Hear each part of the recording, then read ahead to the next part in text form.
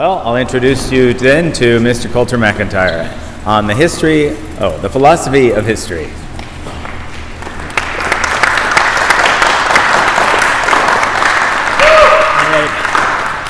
Well, just adjust this here. There we go. Well, good evening, everyone. I want to extend a special thank you to Father Eric for allowing me to come and speak to you all tonight.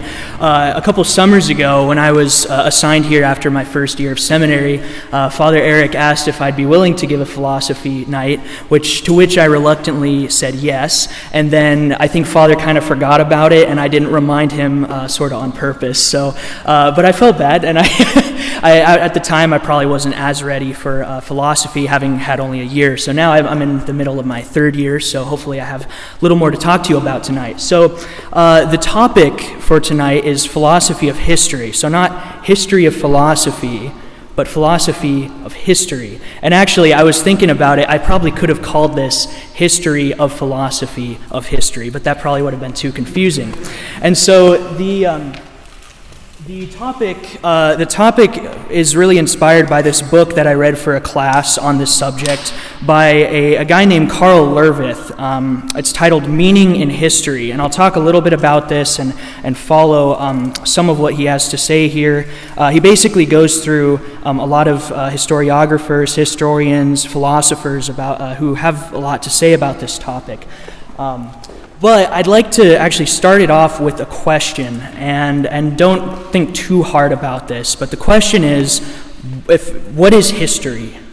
So anybody just off the top of your head, what is history? If somebody came to you and asked you, what is history, what would you say to them? Over there? I guess it's a recounting of a past event. A recounting of a past event. Okay, anyone else? Any other ideas? Over there? A narrative of human events. Okay, anyone else? Any takers? Back there? You wanted to say human history, didn't you? Yeah, a study of the past and how the world works. So those are all perfectly good answers, and they kind of all have to do with what I think history in its most basic form is, and it's just a study. It's an academic discipline. It's a study of the past, and there's a lot that has to do with that. But anyways, so again, back to this book here by. Oops, it's a little precarious there. The book here that I'm going to be talking about, Karl Levith. Actually, I'll write his name down.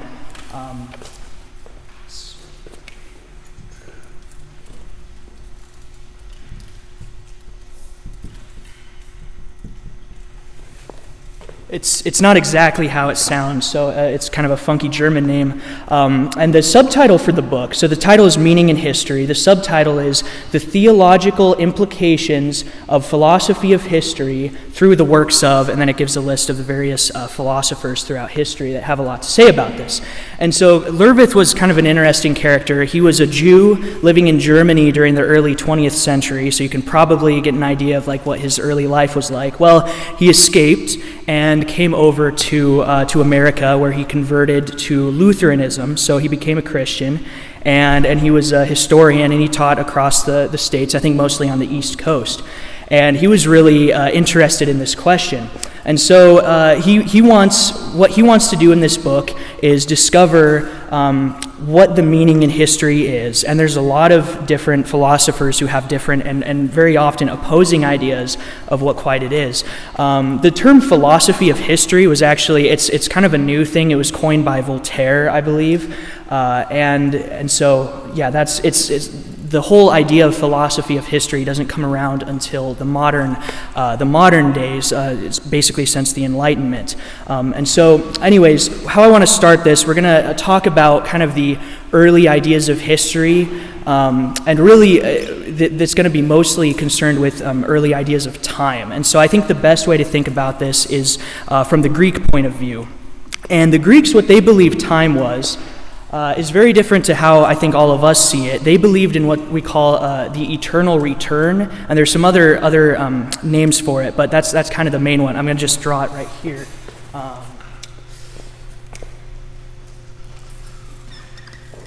So basically, history to the Greeks and time is just this circle, and it kind of looks like the refresh button on your Google Chrome browser or whatever. It's this cycle, and what they saw with this is that history actually, time, so to speak, they noticed a certain intelligibility, which I'm sure we all can, and they saw this recurrence, this repetition of events such as the rising and the setting of the sun. That happens every day without fail to anyone, and the changing of the seasons, or the alignment in the stars, or the life cycle. Starting out as a little baby, and then throughout life you grow up, and then you die, and then they actually believed in reincarnation, and so that was not the same as like Hindu reincarnation, but something like it.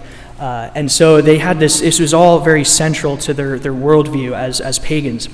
Well, then Christianity hits the scene, and in particular, the guy I want to talk about here is none other than St. Augustine.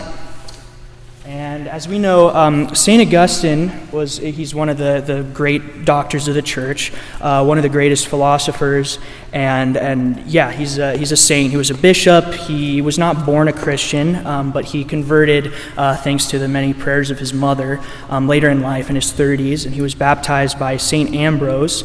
And so he was then, when he was ordained a bishop later in life, he taught, and his see was in Hippo, which is, I think, in modern day Algeria, and so is basically on the north of Africa, and so it was in that whole like Mediterranean area. So the Roman Empire is ruling at this time. This is in the mid 400s. And so something that, actually the early 400s, and something that happened of very great historical significance at the time was Rome was sacked. And Rome, up to this point, is you guys know, a very large historical power. Empire spread, to all the way to Judea and throughout Africa and north to the Germanic tribes and Spain and all of that. But they were really, they had a problem with overextension. They were spread a little too thin, and they were facing attacks from barbarians all over. And so something that happened, there was this guy, Alaric, I think was his name. Yeah, Alaric the First. He was a king of the Visigoths. And he came and he basically sacked Rome with his army. And so what this led to is all the pagans in Rome, they saw this and they're like, oh, our gods have abandoned us. Why? And they immediately point the finger to the Christians. And they say, because this Christian cult has risen up, and there's so many believers, and the pagan religion of our forefathers has died away, it must be because of this that the gods are angry with us and have abandoned us. And there's actually still some people today who kind of believe that, as weird as that is. But so this was happening, and Augustine was very well aware of that, having spent plenty of time in Rome himself, and he decided to write in response to this. And so he wrote this famous book. There's kind of two famous works of his, the Confessions, and the other one known as the City of God. And the City of God has a lot of historical significance and also significance on the subject of history, because he deals with history quite a bit and at length in it. And he seeks to answer these objections raised by the pagans against the Christian religion. And actually, the full title of the work is actually Civitate Dei contra paganos. So it's the city of God against the pagans. And that's very much what he seeks to do here. And it's primarily, I think, a theological work, but it definitely answers these questions. And what he does in this work of his is he goes after the pagan worldview, and he says, no, your gods, they didn't abandon you or whatever. You are living these lives of moral degeneracy, and you're overextended. Like, there's human reasons why your empire's fallen. And Rome, they all believed that Rome was this great eternal city. And Augustine's like, empires rise and fall all the time. The Babylonians, the Macedonians, the Persians, all of these empires, great empires, Rome included, rise and fall. And this is just what happens. And the pagans, they didn't like that so much, but that's what it was. And there were a couple other things he had to say that I think are going to get into the topic that we're talking about more.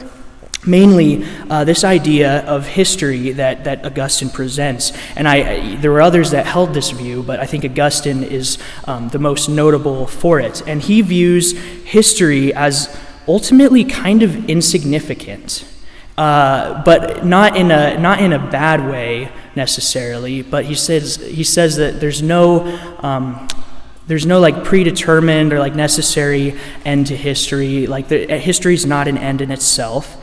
And that's okay, because you know what? We have faith in things higher. We have faith in eternity, and that's our eternal destiny, is to be with God forever. And so, you know, that's because the created world changes so much. I mean, there's like Augustine was saying, these empires rise and fall, and the rest of the created world, things come to be and they pass away. He didn't believe in reincarnation, obviously, and so there's new things and there's old things, and things change over time. Thus, we can't have faith in the things of this world. And so that's what I want to say about Augustine, really. So the next guy we're going to talk about really is he comes a few centuries later. And really he starts to show this narrative from Augustine up to some of the modern philosophers we're going to talk about near the end, that I think their ideas have a lot of emphasis and a lot of influence on the culture today. One of them in particular, who I'm sure you all have heard of before. But this next guy, I think some of you may know of him, but I had certainly not until I read about him, is a guy named Joakim of Fiore. And Joachim, he lived in the 12th century, and he's particularly interesting. He could be described as a theologian of history. Now, that this idea, I think I mentioned it in the subtitle of the book, the theological implications of the philosophy of history. Levith thinks that any of these historiographers, there's a theology inherent to their thought, whether it's a good theology like we would think, or it's you know, something pagan or atheistic or Protestant or what have you. But there's some sort of theological nature to a lot of historiography. And so Joachim, he does something that we see a lot in the last couple hundred years, which is that he tried to literally interpret Revelation, the book of Revelation, John's Apocalypse. And whenever that happens, it doesn't go well, as you all know from other Protestant denominations and pseudo-Christian groups that have done the same.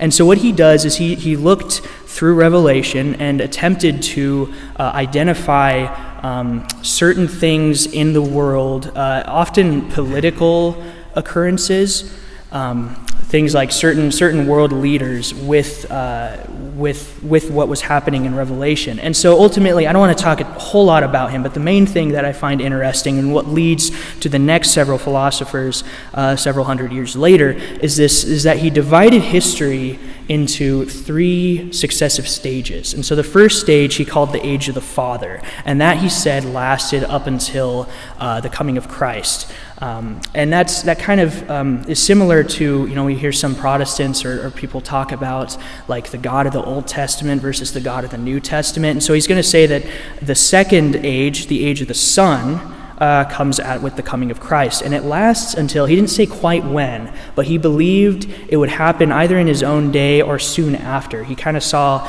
the signs of the times, supposedly, and made this assumption about it. And then after the age of the Son would come the age of the Spirit.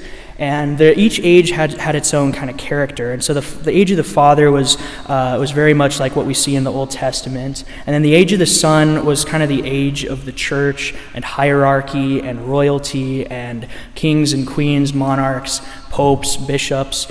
And so there was a lot of authority and structure that Joachim thought would fade away soon. And this third age that he thought was coming, he ascribed a lot of things to it. He thought there would be like this, he calls it, the third age would be like this novus ordo. That's the term he used, which is kind of funny, I think. And that this novus ordo would have a novus dux, a new leader. So a new secular order with a new leader. And that kind of honestly sounds like some of the words we have on our, like our currency here in America, you know, it's like Novus Ordo Seclorum and all that. And perhaps it dates back to that, I'm not totally sure. But this third age, he thought, it would be ruled by the Spirit, and that there would no longer be this need for authority. So the structures of old would kind of fade away, and people would just sort of somehow learn to live in perfect harmony with each other, and that people would be good-natured, and they would be kind to each other. There'd be a lot of humanitarianism.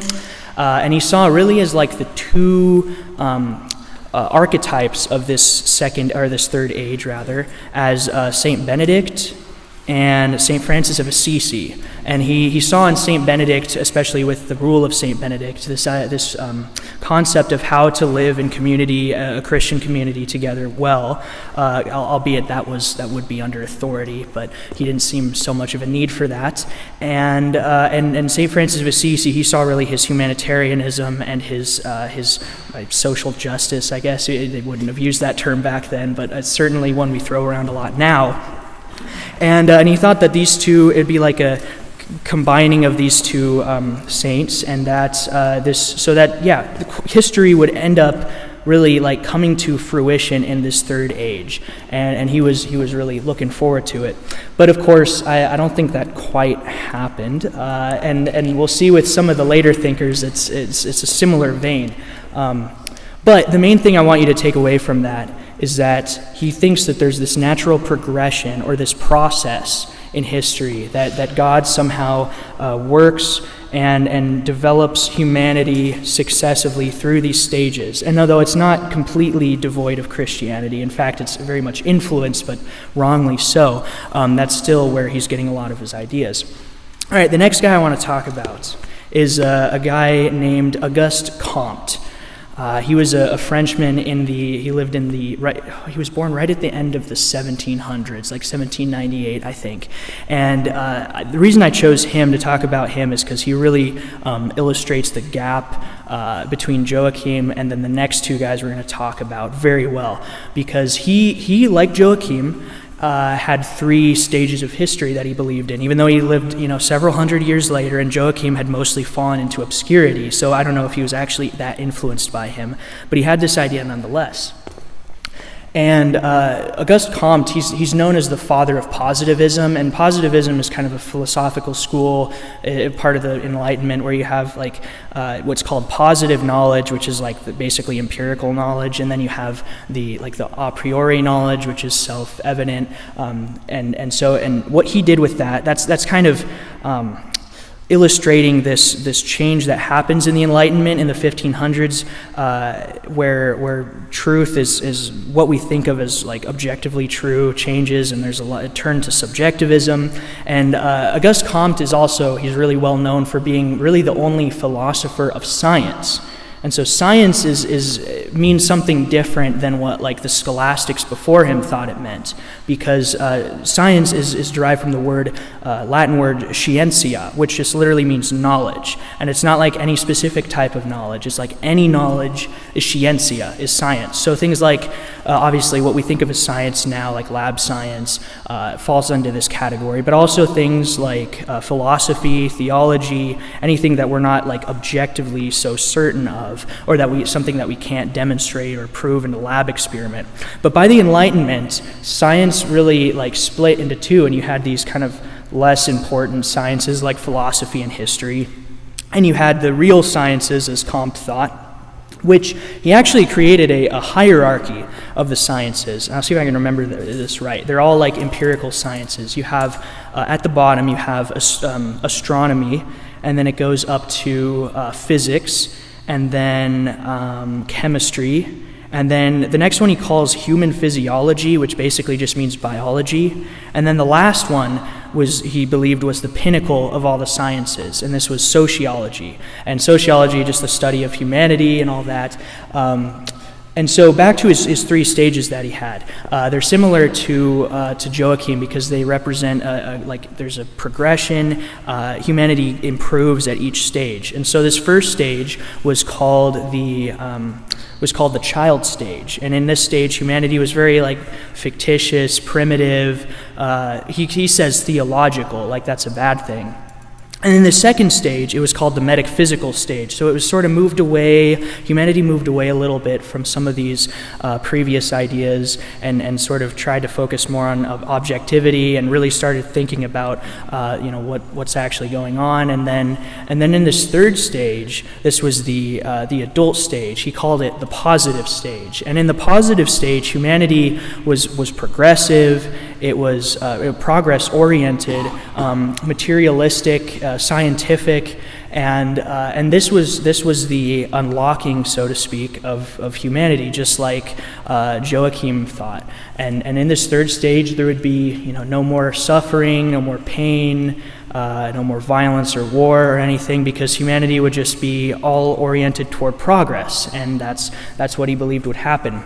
And so hopefully you're starting to notice by now kind of a narrative forming from, whereas we had Augustine down here, up here really, but you can think of this any way you want. Augustine as theological and not so concerned with the happenings down on earth, but really concerned with our eternal destiny as we ought to be. And then Joakim kind of starts to bring that into the material world and starts to think that he thinks that the reign of God is going to come into the material world, into history, in a different way than we believe. And then Comte, he just throws theology out entirely. He thinks it's not worth it, it's pointless, it has no bearing on our lives, which is obviously not true, but this is what he believed. And I think this is a good stage to get into our next guy. A philosopher that you've probably heard of by the name of George Wilhelm Frederick Hegel. I might have messed up the first three names, the order of them, but Hegel. So Hegel is very interesting because he's really the only philosopher with history at the core of his entire worldview. And so his philosophical worldview. And he believes that there's this entity or this force, which he identifies with God, but personally, I kind of think he really only calls it God because he's just paying lip service to the Protestant universities that were hiring him at the time. So, if someone gives you a job, you kind of have to, sort of agree with them, at least on some things, or at least when they're listening, I guess. And I don't think he would be so much of an exception, because he certainly doesn't believe in God the same way that we do. And he also calls this spirit or this entity, God, the cunning of reason. And this is a force that drives humanity through history, and bit by bit through this process unlocks itself in history, through history. And it's driven by what we call the Hegelian dialectical method. And so I'm going to sort of illustrate this here because I made a diagram and I'm really proud of it. So it's actually not that great, but here. All right. So you start with this diagram. You're going to start with this thing called a thesis. And hopefully you all can see it at some point or another. And then the thesis is basically just reality as it is now, and it's kind of the standard, the set standard. And now this thesis just goes along until it's met by an antithesis.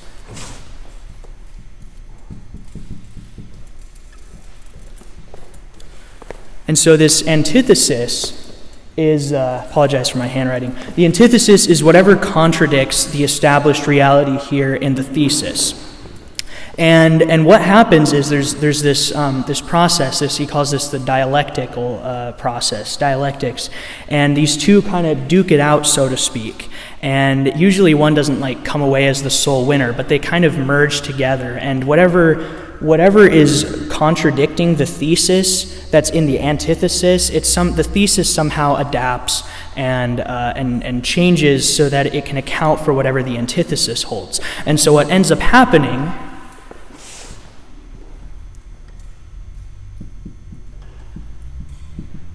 is we get a synthesis, and the synthesis is the combination of the two. And then what happens is the synthesis ends up becoming the new thesis. And this is a process that constantly repeats until Hegel thinks there's actually going to be an end here, that there will be an end where there are no more antitheses left. The last remaining thesis will be just humanity, and like Joakim and Comte before him, he thinks that history and humanity in history will have unlocked itself. And so and he actually says, like, the mind of God unlocks itself through history, and when we reach that end of the game, so to speak, there will be no more pain, no more suffering, war, violence, etc., and humanity will be perfect. And then there's no more like end after that. The world just continues as it is,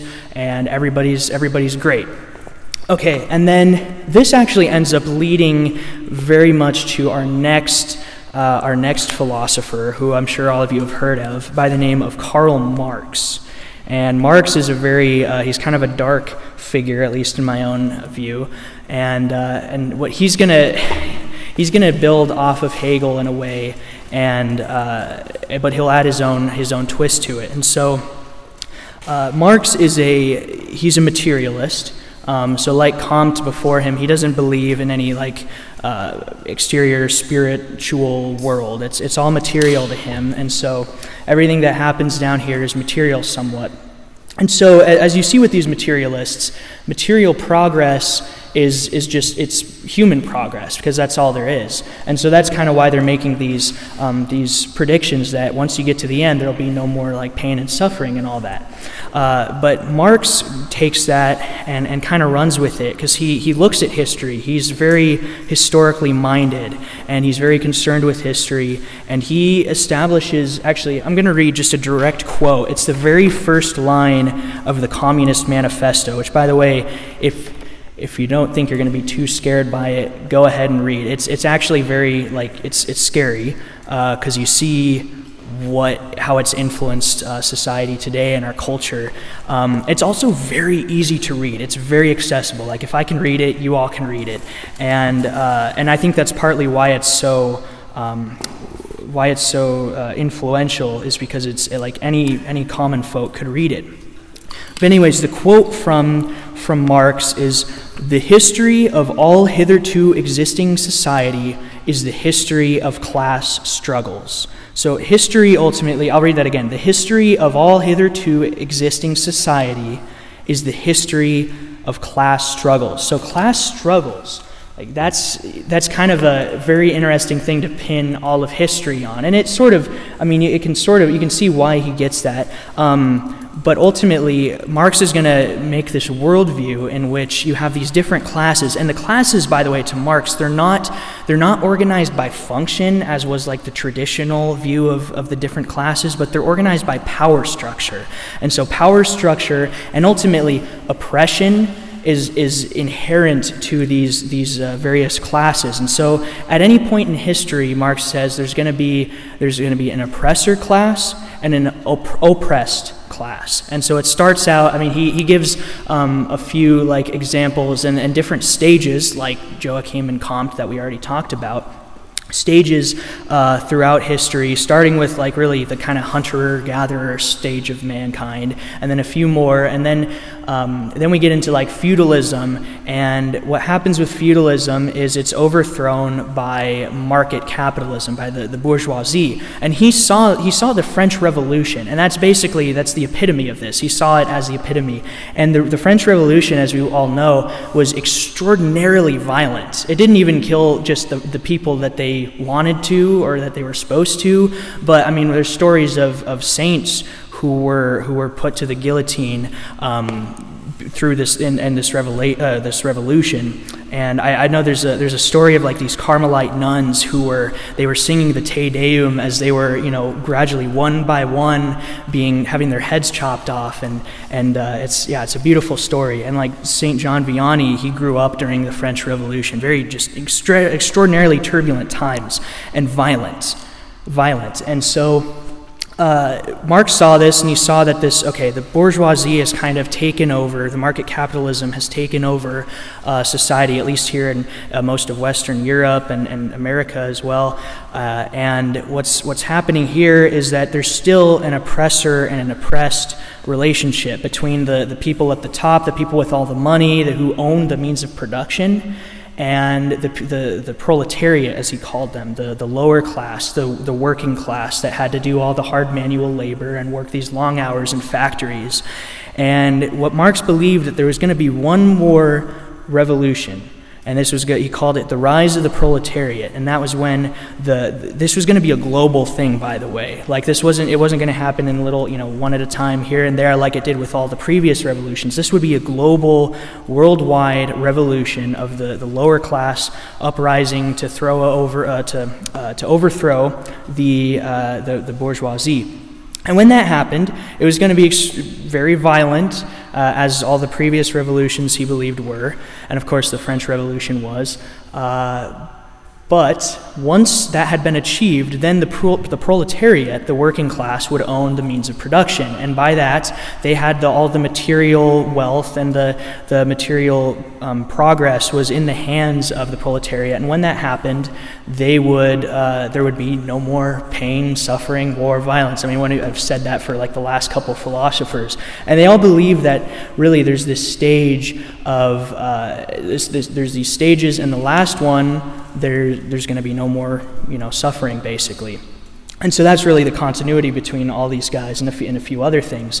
And the other primary continuity I want you to see between these last couple philosophers is with progress. And they believe that there's a progression of historical events that's driven by some sort of force. And so, like Comte believed that there was, I don't know what he identified exactly as the material force, but humanity was necessarily driven through these three stages. Hegel believed it was the cunning of reason that drove history through this. And then Marx believed it was just like that was human nature, and there would be necessarily the class struggle. Material progress is what actually led to these revolutions. And so, and Marxism is actually kind of interesting too. We can maybe talk a little bit about this later, just some of the more modern appropriations. If we have time, we can come back to that if you guys would like. But how it pops up at different times since Marx, and it's very interesting what that means. But anyways, so we see ultimately this progression between from providential to progress, providential to progressive. And I think that's due to a couple of reasons. One that comes to mind is that Augustine didn't account so well for what happens down here, and I think some people give him kind of unfair treatment, and that's kind of the point. We're not supposed to be so concerned with what's going on down here, because we're not destined to be here for eternity. We're destined to be in the eternal, in heaven, but still, a lot of philosophers were kind of dissatisfied with Augustine here. But something that's really interesting is that all these modern philosophers, and there's others too, but they all think that humanity is necessarily moving upward, and not necessarily with any end, like an actual stop. But the end is the philosophical end, so the purpose is that there's going to be no pain, suffering, whatever. And that, I think, honestly, that type of worldview requires more blind faith than Augustine's, who was primarily theocentric. Why? Because if you look at the world, and especially where we've been going the last 100 years, how are we supposed to see all that and say that, humanity is getting better? I mean, sure, material progress is increasing. There's no doubt about that. I mean, we've seen more material, technological progress in the last 100 years than we've seen in all of human history. I mean, there's a new iPhone every year, basically, or twice a year. I don't know. I don't have an iPhone, but so certainly there's material and technological progress. Time's progressing on like it always does. But humanity, I think it's really, really tough to say that humanity is better off than we were 10 or 100 years ago, 200 years ago, or whatever, at least from a purely humanistic standpoint. Of course, we have higher goals, a higher understanding, because we see eternity as our ultimate goal. But all these people, they're all concerned with the material. Yet the material says this, that this is like it's all gone to pot, but they're saying this, that like humanity is necessarily improving, and like how do you reconcile that? Humanity is like seems to be in free fall right now, and of course we have hope, but they don't, because that's the material's all they have, and so that's why I think that these modern philosophies of history actually require more faith, blind faith, than a theocentric account. And let's see. Yeah, and another thing too, I think they underemphasize human free will, or completely keep it out of the picture, because they're all concerned with a necessary progression. Like humanity is necessarily going to progress through these stages and necessarily will improve, but if there's like, you can't say that, because unless you deny free will, it would seem to me, maybe we can talk about this and you can all share your thoughts. That's just something else I've noticed. So what do we do then with history? And this last bit, we're kind of nearing the end here, but I want to talk about just some of my own thoughts and reflections on this, and what I think we can do with history. And I'll also kind of throw a bone to the modernists, so to speak. And but so what do we do with history then? Well, I think we shouldn't throw it out completely. And whether or not you think Augustine did that, I don't quite think he did.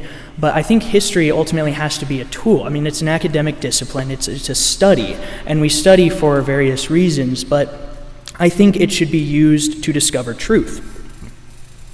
And this is actually what Nietzsche thought, of all people. Nietzsche, being a postmodernist atheist, he actually says, he has this little essay called, it goes by different names because it's translated, but they all sound sort of like the use and abuse of history, or the use and misuse of history, or there's a couple other names. And I think it's part of a larger work of his. But Nietzsche is ultimately going to say that history ought to be used to serve life.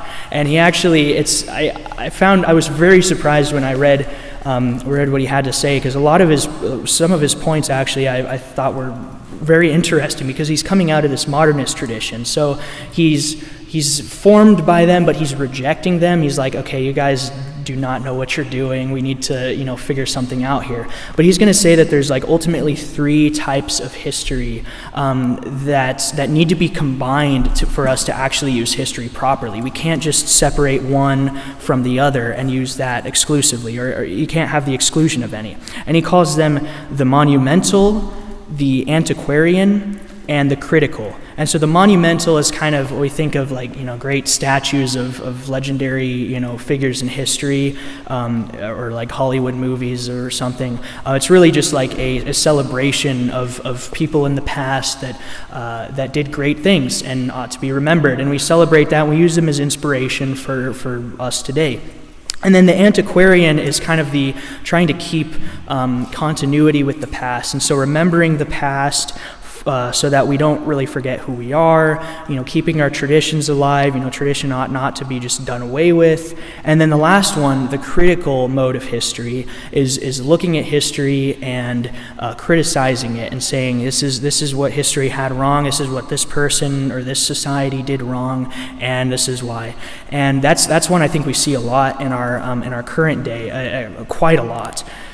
But history, Nietzsche says, history has to be a combination of all three equally for us to have a proper historical sense, as he calls it. And so I kind of like that sort of view. And so ultimately, I think history is a means for attaining truth. And so it's through the study of the past. So we study the past, and I think history, it tells us a whole lot about human nature. And I think one of the people who answered the question at the beginning actually kind of sort of referred to this, maybe not directly, but we can learn a lot about human nature, because we see, you can just take any historical event. You could say the assassination of Julius Caesar, for instance. That's pretty significant. that can, if we study that, it can tell us a lot about, we can get a lot of truth from it. So we look at that and we can see, okay, this shifted drastically the political climate of ancient Rome, and that's led to this and this empire or this state forming or this rebellion or whatever.